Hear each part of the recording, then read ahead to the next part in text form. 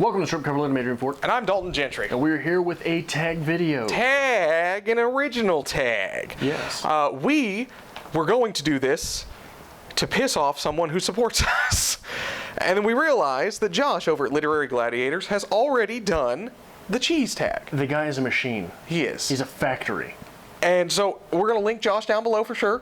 Check out his cheese tag. But to not step on his toes, we will be calling this the Monse Hates Cheese tag. Monse hates cheese.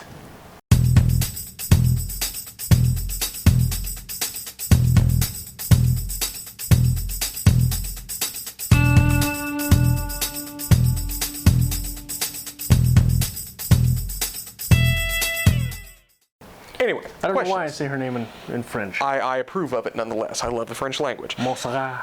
Question one. I'm just going to refer to her as Monse from now on because I don't like saying Monse. The Monse Hates Cheese tag. Cheddar cheese, the classic that can be found in almost every household. What is your favorite classic work of literature? A Farewell to Arms. And because I cannot get around using this, as opposed to simply saying A Farewell to Arms, I will read a couple quotes from it. Unfortunately, my A Farewell to Arms has been nicked, so I'm doing this from the internet. From A Farewell to Arms by Ernest Hemingway, all thinking men are atheists. Also, if people bring so much courage to this world, the world has to kill them to break them. So of course it kills them. The world breaks everyone, and afterward many are strong in the broken places. But those that will not break, it kills. It kills the very good and the very gentle and the very brave impartially. If you are none of these things, you can be sure that it will kill you too, but there will be no special hurry. Is there a more Hemingway quote to be found? I don't think there is. Is there? And finally, and you'll love me, and you'll always love me, won't you? Yes. And the rain won't make any difference? No. My classic, which I've used way too many times already, Lord of the Rings. I really sincerely hope that we are eventually going to do Adrian Reed's Lord of the Rings after Harry Potter, which would be great and people would love it. Harry Potter will take us 3.5 years. People have called for it and wanted it. Well, you know. But it's a great read. It really is. I try to get through it every year in September. It's wonderful. We need more Lord of the Rings. No quotes? No quotes. Read maybe the opening paragraph. How long's the opening paragraph? Is it clunker? Is it big? Does it go on for hours? Have you never read Tolkien? I have not. Oh my. From the Lord of the Rings Fellowship of the Rings first chapter. When Mr. Bilbo Baggins of Bag Inns announced that he would be shortly celebrating his 11th birthday with a party of special magnificence, there was much talk and excitement in Hobbiton. Dumbledore's in that novel, right? No, it is Gandalf. They're the same monster. Character? You absolute monster. All right. Number 2, Pepper Jack, a modern twist with some spice that is becoming widely popular. What is your favorite modern piece of fiction, and how did it change the literary community for you? I am going to go with Now is the Hour by Tom Spanbauer. Again, I keep talking about this book, but you simply have to read it. This from the first page, Parmesan cheese. My troubles all started with Parmesan cheese, and they ended with Parmesan cheese. My life up to now has been one big cheese cycle. The first grade of St. Joseph's School was the first Parmesan cheese incident. The last Parmesan cheese incident just happened. And what just happened is the reason why I'm a free man out here on Highway 93, a flower in my hair hitchhiking to San Francisco. It's all pretty clear now. Amazing how clear things can get at night in the desert. The moon, a big silver dollar, so much light there's a shadow of me across the pavement, a long shadow, my feet here on the gravel, my head all the way over there on the center line. I have Fight Club, Chuck Palahniuk, which I think is only fitting because the master begot Palahniuk. If there's any question as to how this changed literature for me, this is my first introduction to dangerous writing, and Palahniuk is wonderful. Yes. In every sense of the word. A quick quote from page 22. Walking home after a support group, I felt more alive than I'd ever felt. I wasn't host to cancer or blood parasites. I was the little warm center that the life of the world crowded around. Not even dark. It's just, there's so much beauty in the piece. It's really fine. Wonderful. Question 3. Nacho cheese. You're not Nacho. You're not sure what exactly is in it, but hell, you know you're going to eat it every time. What's a book that you know made you worse, but goddamn it, you'll take some more of it? Again, I can't get away from some of my staples. American Psycho.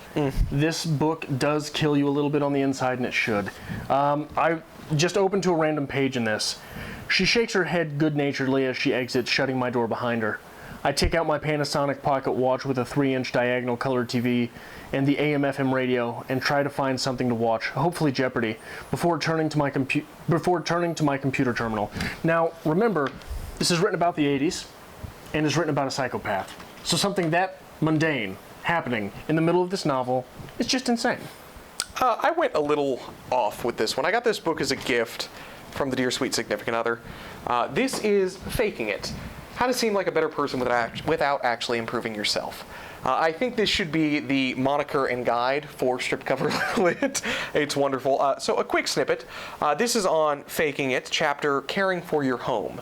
In the section of magazines just to leave sitting around, The New Yorker. How to use it.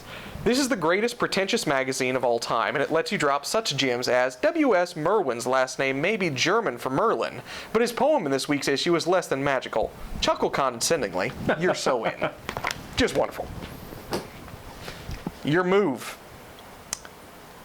No, it's the Oh, next question. would you like me to read the next question? Yeah. Excuse me. Gouda Cheese, my favorite. Where it comes from, why it exists, why is it good? Who cares? It just is. What book can you sit down and enjoy any day of the week? Slaughterhouse-Five. And one thing that I often do with Slaughterhouse-Five, I've only read it completely through twice. We will change that hopefully sometime soon for the channel. I would certainly hope so. But I will open to a random page in that novel and just catch some of the complexity and insanity and beautiful nature that goes on in there. A Moveable Feast by Hemingway. I keep thinking I'm like showing these way out of focus, so I apologize. I'm terrible at this. Moveable Feast from chapter 1, page 12. Do not worry. You have always written before and you will write now. All you have to do is write one true sentence. Write the truest sentence that you know. That is Hemingway. That is good writer's advice. That is everything we've been preaching all month. Boom. Next question. Munster cheese. Monster. Like Mons, get it? Munster cheese. Heavy-hitting and eye-opening. What foreign book has had the biggest impact on you? We did this recently as well. The Death of Ivan Ilyich. And I will read a small quippet from this, which I think is just completely inspiring. It should inspire you to want to be a better person. And the pain, he asked himself. What's become of it? Where are you, pain? He became attentive. Yes, there it is. Well then, let there be pain. I don't want to read anything from this, because I've never read this book. But this book has defined me as a person. I'm going to tie it together, give me a second. Miguel de Cervantes, Don Quixote. This has been my TBR forever. This is the musical that inspired me to get into theater. This paved a large portion of my life being in theater, and it's based on a classic work of literature. I have never cracked this open to read it. It terrifies me. Because if I don't like this, I've wasted my life. That's not Muppets laugh. That's my big one. That's my big inspiration. Chocolate cheese. Sometimes things should never be spliced together and are considered an abomination. What book did you not finish because it just wasn't working for you? A Confederacy of Dunces. This is always. I am a very dedicated reader. If I crack open a book, I'm going to finish it. Okay. This is one that it conquered me. From beginning to end. I know it's a great. I know that there are things in there that I would enjoy. I just couldn't do it. I went nonfiction. I have Will in the World, How Shakespeare Became Shakespeare, Stephen Greenblatt. I think I was assigned, this was maybe freshman English, like before Adrian had destroyed my life. And the teacher, who was an adjunct, who really just did not care to be doing this, they were just doing it for the free tuition, said, all right, here, you pick a book off the New York Times bestseller list. That's what you're doing for your final. So I said, oh, this looks interesting. I'm a theater major at this point in my life, so I'll do this. This is dense. Very dense. I'm sure there's plenty of gems about Shakespeare in here. There's a lot of information in here. I couldn't do it. Okay. Could not do it. Still wrote the paper on it. Passed class. The story of Dalton's education career. Last question. Cheese Whiz. What the fuck is it? It's not really cheese. It's wrong. It's probably going to kill you. But what book is delivered in a pretty package with a lot of hype, but ultimately just ruined you? You want me to answer? I do. Harry Potter. No. Harry Potter. It hasn't ruined you. Yeah. No. So far it has. It's good for you. I'm dying a little bit on the inside. I'm going to do you one worse, With though. each 60 pages that we read. I have the Twilight series. Do you know why? I know that you've read every one of them. I have read every one of them for various reasons. But when this first came out, when I was a young reader in the high school age, roughly, everybody's reading this. Okay. And I'm like, well, it's a book. It's got some hands with an apple. I don't actually have that one with me. This is the third one. And I was interested in it. So I went to my librarian, Miss Fagan. I said, here, the hand apple book. I want to read it. Everybody else is. She's like, no, you don't. No, you don't. I'm like, no, really, everybody's reading it. I would like to. She's like, no. Why don't you read Terry Goodkind? You'd like Terry Goodkind. A hell of a suggestion from her. And I'm like, no. Give me the Twilight book. So she did. And I read it. And I kept going, thinking it was going to get good. And it didn't. And I was pissed. And you somehow made it through the whole series. That is another story in its own right. I don't think it is. It is. Finally, we're going to have a bit of a bonus round here, because this is the Monse hates cheese tag. Extra points. Write a short narrative on the fly of why Monse hates cheese. Go. Monse was in the kitchen. She was drunk on carbohydrates. Everything. She'd eaten noodles. She'd eaten sauces by themselves. She'd eaten sugar cubes. And she turned to cheese. It was the last vestige of her humanity left. She crammed it into her mouth and, drunk on carbohydrates, regurgitated all of it. And that's the only way someone can actually hate cheese, is if they have that drunken throw up, that drunken throw up memory of cheese. Beautiful. Beautiful. Must be. I love it. Good bonus points for you, sir. Well done. Monse was sitting next to the window, watching the rain wash away the summer dust. She felt empty on the inside for the first time in her life.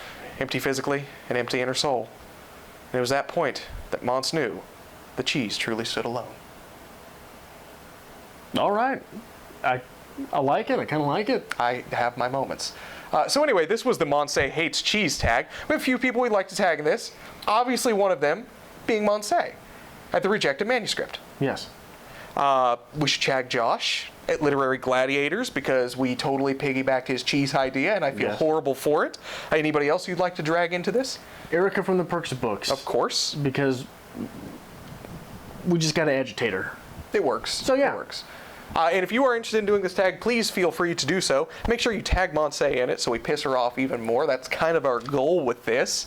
And if you like our kind of shenanigans, hit that like button, hit that subscribe button. Follow us on Twitter at StripCover, on Facebook at StripCoverLit. Et cetera, et cetera. Yes.